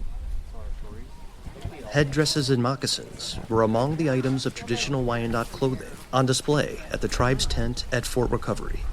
While they are common to many Native American nations, Chris Houck explained to visitors the unique features that characterize headdresses and moccasins as distinctly Wyandotte. This is an Usquetra. A lot of the Haudenosaunee or Iroquois people, they would call it a Gastoa. But this is our headdress for ceremony. It has ash slats in it to stiffen it. The covering in here, you can see through it. This is actually a cotton handkerchief. We made that as Oklahoma friendly because green corn, our ceremony takes place in August and it's really hot. So you want something that ventilates. These are wild turkey feathers. Sometimes we will put eagle feathers on for ceremony. The wampum, I just made a small band, so we just put that on there just as a decoration. Sometimes we'll use a really nice ribbon that has a floral print on it because floral with the natives is not feminine, it's a sign of life. So We found a place out of Europe that makes that ribbon, and it's really, really nice. So a lot of our guys choose to do that. Our moccasins traditionally are pucker toe. All these are commercial tanned leather right now. We will start doing more with the brain tanned. It's very labor intensive. It takes time and some skill to do it, but it turns out very nice. A piece of brain tan, a very narrow string of this, you can't pull it apart. I don't care how big you are. One of our neighbors, the Cherokee, he passed a string around in a class he was doing, and he said, if anybody can break this, I'll make you a pair of moccasins. They had some big boys in there, and they could not pull it apart. It's that tough. So that's why so much of our moccasins and clothing were made out of that, because it's super tough. When it comes out, when you first make it, it's pure white, like snow white. But you have to smoke it, because what happens is if you leave it white and it gets wet, it'll turn back to rawhide. It'll get really stiff. And there's different ways to do it. Some people will make a tent and build a small wood fire out of what we call punk wood or rotten wood. You see a tree that's been down a long time has those chunks. When there's certain colors we look for, like a reddish color, and we'll let it dry really well, and that way it's really a smoky fire. And what happens is the carbon particles from that smoke get up into the fibers, and that way it keeps the fibers separated, so even if they get wet, they don't stick back together. So you don't want a couple of days worth of work to go to waste if you don't smoke it. One of the things that we did after European contact is we started getting these little copper cones, or brass, or later on tin. And they make these cones, and this is deer hair. And we like to use doe tails, because deer hair is really brittle. If you rub your hand on a deer and it'll break, but the tails don't. And does have longer tail hair than bucks. So what we'll do is after a deer's been harvested is we'll take the tail, take the bone out, tack it out, and salt it and let it dry. And then we'll take it and we'll dye it. And then we'll take that tail and we'll cut pieces off, tie it, usually with brain tan leather because it's so tight and you can make it really small. And you just pull it and then you can attach them on there. So it can be done in a lot of different ways. A lot of times on our moccasins, you'll see them and they're cut off. Whereas some tribes like to leave it long. It's really whoever makes it.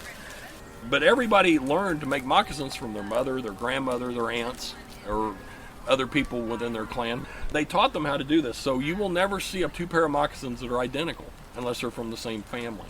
The ones we had in early Ohio times, they had a string that ran through that pucker and you could tighten it up around your toes. And then later on, we quit doing that. But yet, to remember that, they would go and put like a couple of cones on a string right here, just to remember that old style. So if you see those, they have a couple of tin cones on the sides here, usually with some quill work or bead work that goes up to it, you'll know that is Wyandotte during our Ohio times. Quill work and beadwork are an art form for which the Wyandotte are well known, as demonstrated by some of the masterfully intricate designs on moccasins, pouches, bracelets, and other ornaments that were on display. Kim Garcia and Joshua Garcia explained the techniques used in Wyandotte quillwork and beadwork, and how those methods changed after the Wyandotte encountered Europeans in North America. So we do use quills to decorate a lot of things, everything from our moccasins to pouches to clothing. Porcupine quills are the most natural substance that are close to plastic. So what we'll do is let them soak for about 5 or 10 minutes, warm water. This is one of our techniques, is where we would fold it up and down and it would create designs in there. As well as there's other techniques like zigzag stitch and plating, kind of like braiding the quill. This is a quill work bracelet that I made, but like you said, there's many different styles of quill work, but this is bending the quills up and down, up and down. It's a very tedious work. Like this probably took several hours just to get this amount of quill work done. Quills were used before beads, pre-contact. Once we started having a lot more European contact, we started trading for beads. Before we got glass beads from Europe, we would make our own beads out of quahog shell. And we would take the quahog shell, which inside is purple and white. We would drill it and work with it, and it would take 1 day to make 1 bead. If you were really good, you could make 2 beads. So once we had European contact, they helped us. They had different tools and different materials that would work a lot better, like iron and different things that helped us to fabricate that a lot faster. So we got to where we could make 6 beads a day. Also, this is the bead she's talking about. Yeah, wampum. Today we use glass beads to represent wampum beads because a strand, small strand about 8 to 10 inches long of wampum beads like that is about $80 to $100. So because it's so fragile, like you can be working with it and be almost done and it shatter. So you really want to be careful with it, and that's why it's so expensive. As Kim explained, the Wyandotte originally used wampum beads not for ornamental decoration, but as a means to record their people's history and cultural knowledge across the centuries in the form of wampum belts, as demonstrated by the expertly crafted replicas of Wyandotte wampum belts on display. It wasn't until some time after European contact that glass wampum beads became a fixture of Wyandotte ornamental beadwork, in addition to beads made from a variety of other materials, as shown in some of Kim's original beadwork designs. So we would take wampum beads, and they would be used for more than just decorations, more than just jewelry. We would actually make wampum belts out of that. So that doesn't mean we would wear it. A wampum belt would be like our story. The Wyandotte language was not a written language. It was all oral traditions, what we had. So everything that is significant in our history, there would be beaders that would take the beads that the men would drill and they would create. They would take those and they would make a pattern to signify something that happened in our history. So this one, for example, is a replica belt from a belt that was made in 1610. It was the treaty with the Seneca people to declare peace between us. We were warring at one time, and so this was to say we're sitting at the same fire together and we're making peace. So if you just look at this belt, you just say that looks like a square in the middle of a bunch of white. But it depends on what the pattern maker, what they want it to signify. They tell the people what they want. So there would be people who were designated to learn what the wampum belts signified. So that was a thing that was passed between different people, that they became readers of the wampum belts. So our wampum belts would be stored in trunks. And every so often they would have history class, and they would just sit around, they would pull out the trunks and pull out the wampum belts. And so they might pull one like this out and say, at one time we were at war with the Seneca people. They were much stronger than us. They had a lot more people, and they killed a lot of our people, and we were struggling. But at 1610, we came together and we said, okay, that's enough. We're going to make peace. So they made this belt, and we sat together at one fire, and this is what that represented. They would go from belt to belt to belt and just have history class all throughout.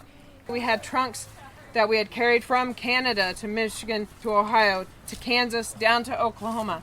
Unfortunately, during the Civil War, Union soldiers came to the cabin where our trunks were, pulled those out, and they destroyed all of our wampum belts. So a lot of our oral traditions, a lot of our oral history was lost at that time.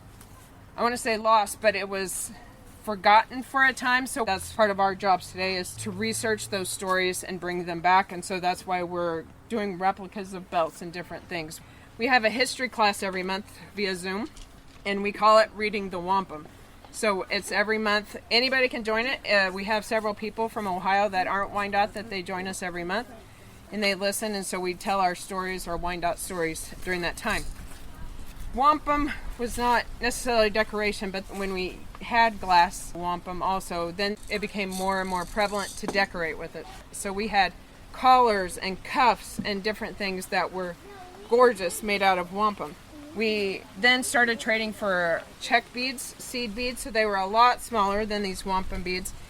So when we got down to Ohio, we were beading somewhat, and then Seneca people joined us in Ohio, and they taught us the style of beadwork that they had started doing.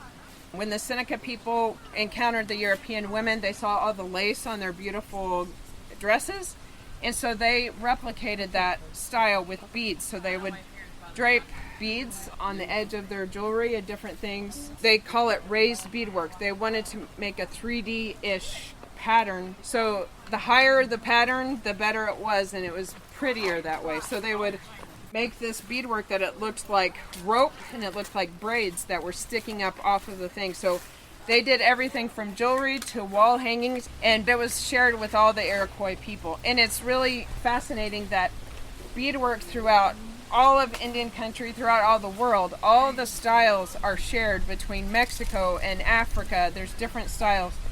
from peyote stitch to herringbone stitch to so many different stitches. So it's hard to tell now where a certain person is from because all the stitches are shared. But this raised beadwork, it is primarily almost always, if somebody is doing that raised beadwork, they're an Iroquois people. So it's one of the only styles of beadwork worldwide that has stayed within our own people. So it's pretty cool. So we have taken that style of beadwork and we've made it more contemporary. That's what I love to do. I love to do more things more contemporary. So I've taken it, and I love texture, so I do all types of beadwork. I take stones, I take crystals, so many different things, and make it into jewelry. So that's some of my stuff that I have here today. One artifact on display that was definitely of a more contemporary vintage was an object Kim had made using the Wyandotte traditional art form of tufting. Another thing that we also do is tufting. We would take moose hair and then we would sew it onto something and it would be domed and it would make a beautiful flower or different things. We'd dye it and do that. So I haven't done it yet with moose hair or anything. I don't know about in Ohio, but in Oklahoma we don't have any moose. So I don't have any moose hair readily available. So I decided this year to try tufting with synthetic hair. So I got some synthetic hair like the Grinch color and I made this Grinch. So I sewed on the hair and so it makes it that furry thing. So it's just something for fun. Not everything has to have super deep meaning. It's just for decoration. If you're around Native people for any length of time, you realize we like to joke around a lot. We like to have fun, and this is just one of those things, though. It's just having fun with some of our traditional ways. Another aspect of their traditional lifeways that the Wyandotte have brought back into their culture for fun and recreation is the game of lacrosse, which was represented at the Wyandotte Nation's tent by some traditional lacrosse sticks, characteristic of those used by Iroquoian peoples. Though, as Chris Houck explained, in Wyandotte history, when it came to lacrosse, it wasn't always fun and games. Lacrosse is one of our games. The Haudenosaunee, or the Iroquois nations, Six Nations, they call it the Creator's game. It was given to them by the Creator for his entertainment. Sometimes wars were resolved with lacrosse games, and there might be hundreds of people on each side, and they would go on for days. And your goals weren't on a field like they are now. They might be in a village 5 miles that way, and then your goal's over here.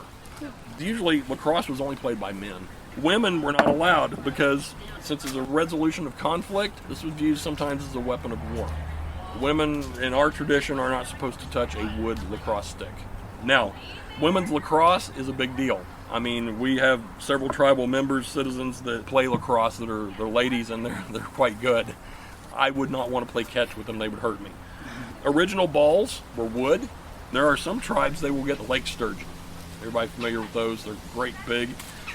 And there's a piece of cartilage right in the middle of their head that is almost perfectly round. It bounces like a rubber ball. To get it out is kind of a brutal process because you can't cut into the skull to get that out. You have to actually break it. But they pull it out, and I've seen some young men that were actually out here in the middle of the street playing catch, bouncing this thing, and it's a piece of cartilage. But nowadays they're rubber, and they do bounce a little bit. They're pretty heavy. We do have lacrosse camp where our young people, 12 and up, we teach them to play lacrosse. We have a tribal citizen's husband who is a lacrosse coach, and he comes down, and then we're starting to have a 7-on-7 tournament. So last year was our first year. Great success, had a lot of fun, but it really sparks an interest in our young people, trying to bring it back. While lacrosse sticks could be considered as instruments of war in Wyandotte culture, there were other artifacts on display at the Wyandotte Nation's tent that are much more universally recognized as objects of indigenous weaponry. Bows and arrows. Making bows and arrows in the traditional methods used by their ancestors is yet another element of the Wyandotte's tangible cultural heritage that Chris Houck and other Lifeways researchers are reintroducing to their people.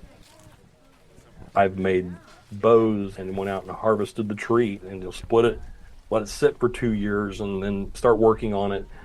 I've gone out and I've harvested wild rose shoots and things and hazel and made arrows out of them, thin them down and fletched them with turkey feathers.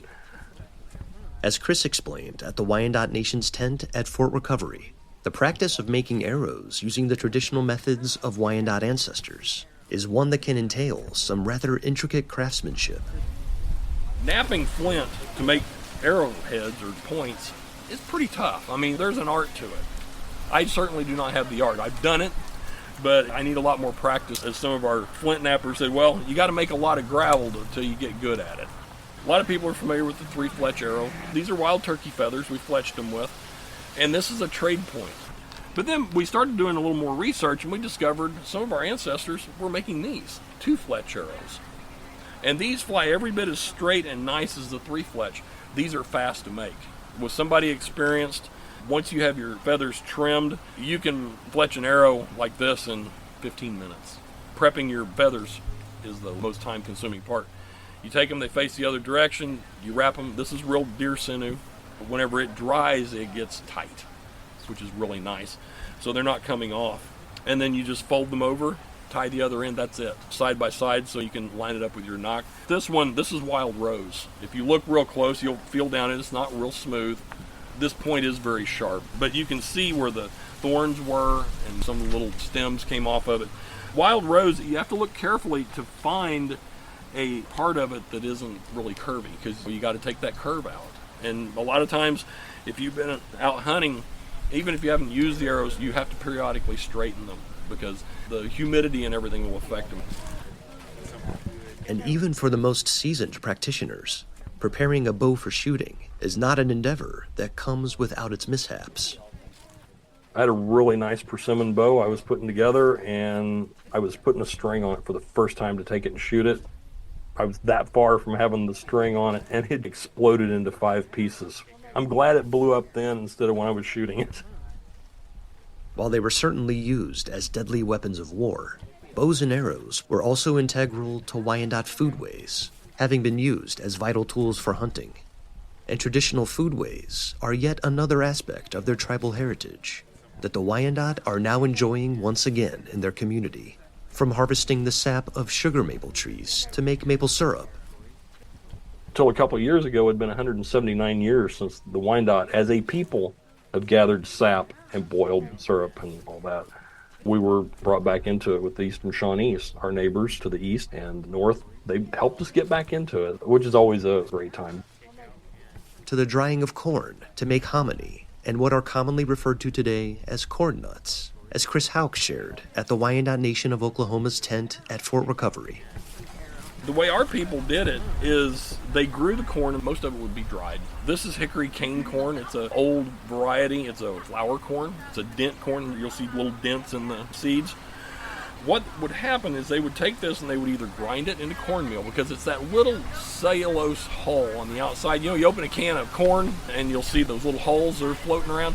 That's what we want to get rid of, because that's what keeps us from digesting it. So we would either make hominy or we would grind it. Hominy, the way we make it traditionally, is you take hardwood ashes from oak or hickory and we sift them down to get all the big pieces out. And we will boil the corn kernels with that. We like to do it in traditional pots over an open fire, and it tastes way better. Out of a can, I can't stand it. But that wood ash, and you boil it about 2.5 to 3 hours. And what will happen is when you first put that in, it makes lye, a really alkali solution, and it starts to pull the sugar out. So this white corn will turn bright orange, like hunter's safety orange, and that's the sugars coming out. And then it will start to turn yellow, and then it starts to swell. And as it swells, you start to see those little cellulose hulls start coming off. Well, after about 2.5 to 3 hours, you're starting to see a lot of them when you stir it. So you take it out and you dump it into what is called a rinsing basket, and you rinse it 3 times. And as you rinse it, you work it in your hands, and your hands will just be covered in those little holes. They get all slimy, and then that just means the hominy's done. You can refrigerate it, you can freeze it, or you can dry it. I typically dry mine, and then to use it, you just soak it overnight like beans, and then you cook it up. We make a 3 Sisters stew that uses hominy in it. If you take the hominy that's dried and you parch it, just put it in a hot pan and stir it until it kind of turns brown, that's corn nuts. And you can hit it with a little bit of cooking spray and your favorite seasoning, put it in a bag, shake it up. If our youth find out about that, it's gone. It just disappears because they love it. So it's a little harder than corn nuts, but it's good. Chris also shared examples of the traditional pots that Wyandotte ancestors would use to prepare some of their dietary staples, which he and other Wyandotte Lifeways researchers and interpreters have learned to make by the same methods as the Wyandotte of centuries ago would have used. These are clay, and this is our traditional style. Because of the way it's rounded, these things heat up that quick. You put them on a fire with water in it, you'll have it boiling in probably 3 or 4 minutes tops. So it's great for making hominy, it speeds things along. But if you fire them too hot, they get brittle. So it has to be a really slow heating process. And these pots will get just cherry red when you fire them. And you start at noon and you build your fire. And you'll take your pots and you'll set around there, because they have to be bone dry, your wood has to be dry, your ground has to be dry. They'll take little clay tiles after, when they're ready, just before dusk. And you pull all your fire back and you lay these tiles in there and you put all the pots in there upside down. And you'll lay them down and then you slowly move that fire closer and closer. And this is all at sundown. And then we'll take big sheets of bark and we'll lay on top of these, and then we'll take coals and put on that. So that way they just fall down. You don't want to shovel them because they're really fragile at that point. I mean, they're fragile anyway when they're green until they've been fired. So this one was just done too hot. I boiled hominy in it, and I went to pick it up off the fire, and it blew out. And I had hominy in my fire and lye water. So there is a very much an art to it. In a demonstration of the deep interconnectedness of traditional Wyandotte lifeways, inextricably bound as they all were to the natural environment, Chris also shared how corn husks, the protective wrappings covering ears of corn, would be used to make corn husk mats that could be placed outside longhouses to ward off unwanted spirits. We didn't waste anything. These are corn husks. The Oneida taught me how to do this. And they would have big ones of these right in front of the doors of their longhouse. And they would leave them like this, with this side up. That way, anything that followed you from outside that you didn't want in your longhouse, whether it be something that is evil or just a spirit, if it followed you, it would catch in this. And then you could take it outside, put it where it belongs, not in the house. So the corn husk mats, you can dye them. This is the product of probably about 12 hours of work by one person.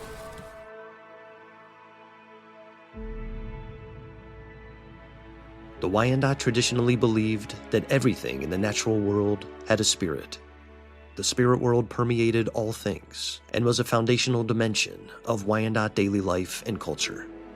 While Christianity has also long held a prominent place in Wyandotte society since the early 1700s, Lifeways researchers like Chris Hauk and others are ensuring that the Wyandotte's ancient spiritual practices and rituals are not forgotten and will endure for generations to come.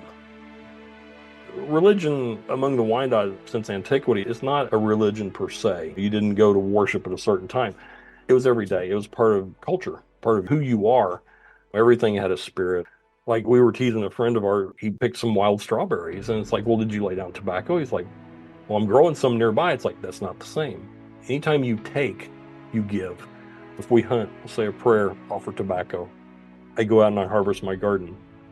I lay down tobacco. I harvest sap from the trees for syrup or sugar making. Lay down tobacco. It's just something you do always. It's respect. Tobacco is the most sacred of the medicines. Before I plant my garden, I'll burn some tobacco, praying that it'll be a good harvest. But one of the native things, when they pray, they don't ask for anything. You're just grateful for what you have. And that's a pretty tough chore. I challenged my children to do that. They were fairly active in the church, and I challenged both of them and said, I want you to go a week, 2 weeks, and don't ask for anything. Just be thankful. And they came to me, they said, Dad, that's hard. I said, it is hard. I said, but that's the way a native prays. You're just thankful for what you have, because they always knew there could be bad years and they would have not. Much like their traditional spirituality, the Wyandotte's ancient warrior tradition is another aspect of their intangible cultural heritage that has endured into the present day and has moved many tribal citizens to serve and protect both their Wyandotte and American nations. If you've seen our logo, the more modern one, you'll notice there's a tomahawk in one paw of the big turtle and a peace pipe in the other. We're ready for war or peace at all times. What do you want to do? So that's how we operate. Even to this day, we have fire chiefs that are Wyandotte. My brother is the fire chief of the fire department I retired from. And another good friend of mine, he's the fire chief in Joplin, up north of us, a bigger town. There's a lot of Wyandotte veterans and warriors that are still around from modern times. My nephew is a veteran from Afghanistan. He's a Wyandotte. All through the years, the Wyandottes have been big supporters of the United States. We signed a treaty, so we're out there, war or peace.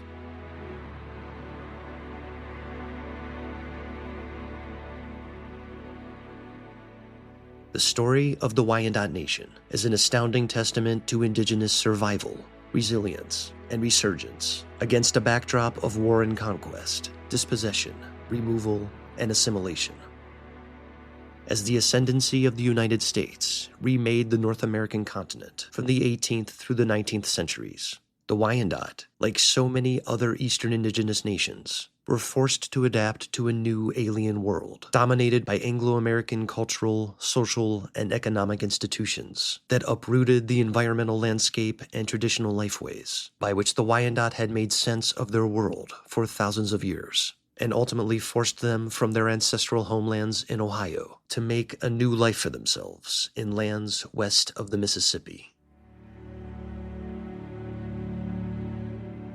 And yet, throughout it all, the Wyandotte's ancestral tradition of openness to other peoples and civilizations and incorporating outside influences into their own culture would empower them to ultimately endure and successfully adapt to the fast pace of change and monumental transformations on the western frontier.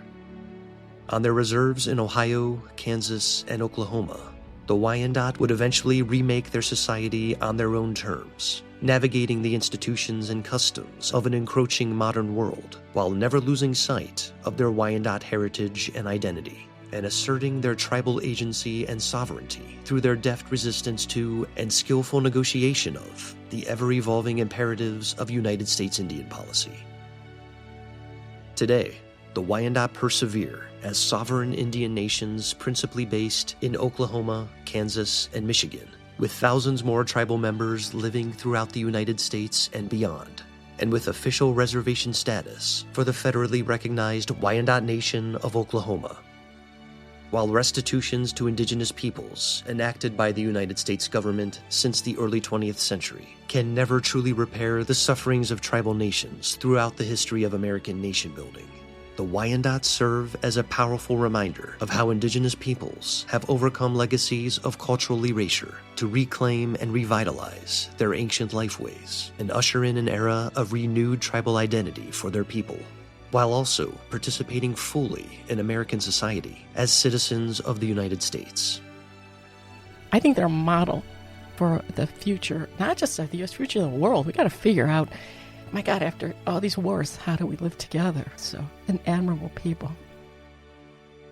For Mary Stockwell, the Wyandotte story is one that ultimately attests to the enduring capacity of the experiment of American democracy to redeem the sins of the past in pursuit of a more perfect union, and to the importance of telling American history in all its contours of darkness and light, so that we and generations of Americans to come may learn from all peoples who have formed the rich tapestry of the great American experience, and from whom we have inherited the responsibility to carry forward the long struggle toward national healing and reconciliation. The real struggle, which is our story should be our struggle. And so many of us historians are trying to get everybody's story in. We're writing the democratic story, the story of all of us, not just our top leaders. We got to tell the story of everybody. It's a big story. To me, it's a story of democracy. This way we have to live together where we all go after our individual dreams, but we somehow can't destroy the life of another. We're just figuring it out. There's got to be a way in any conflict where we can transcend to something better than that. So, and you certainly see that in the American Indian policy, which changed but was trying on all sides to figure out how to live together. Historians can go back and look at these periods, these windows, where we were trying so hard. Maybe we did fail, but we were trying. I think that should be commended. Even if it doesn't work out perfectly, you want all sides to win. It's not possible, but we can do better in the future. I guess the great story is that the experiment that started here in Ohio was fulfilled in Kansas. Many of the tribes, they joined in. We are now one great nation. We have to, I believe, celebrate that. I just tell my students, Crazy Horse and Custer, Tecumseh and Harrison, both of them are your ancestors. And to me, it's a story of America. What a story to be a part of on this planet at this time.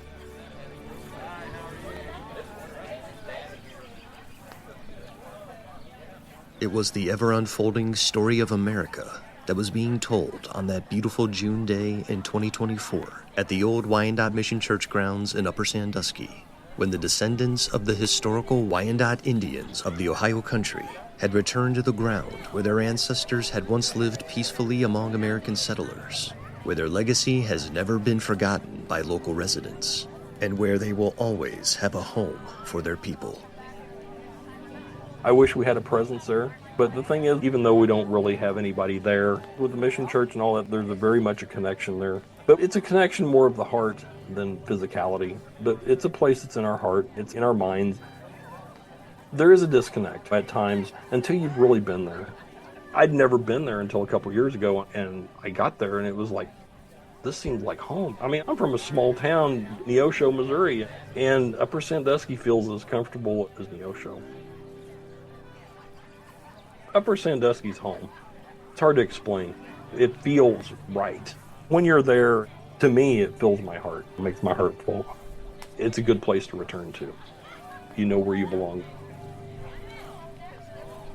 My great-grandmother used to take my sister and I when we were just little kids, and we always thought she was ancient. She was in her late 70s, early 80s, and lived into her 90s, but she'd take us by the hand and she'd pat it and she'd say, you always remember that you're Big Turtle Clan and you're Wyandotte. Don't ever forget that.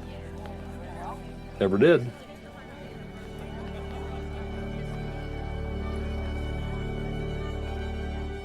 This marks the conclusion of this Storied Ground series on the history of the Wyandotte in Ohio. Deep thanks to our guest experts throughout this series, Chris Houck from the Wyandotte Nation of Oklahoma and Ohio historian Mary Stockwell. Great thanks also to Mission Church volunteer Nancy Sauer from the John Stewart Methodist Church in Upper Sandusky, and to Kim Garcia and Joshua Garcia from the Wyandotte Nation of Oklahoma. Our voice artists for this episode were Lane Hawkwell, Brad Smith, and from the Wyandotte Nation of Oklahoma, Chief Billy Friend. I'm your host and producer, Nick Pavlik. Our executive producer is Chris Pfeiffer. If you have any questions, comments, or you want to listen again, go to wgte.org/ground or wherever you stream your podcasts. So long. Or perhaps I should say, Eskoye. Eskoye means I will see you again. I'll see you soon.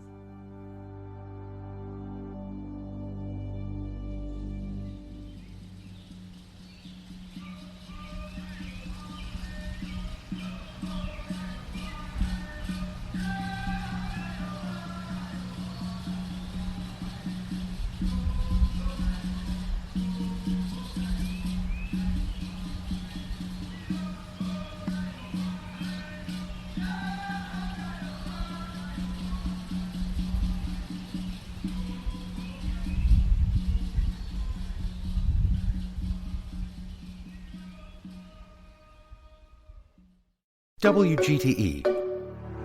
Voices around us.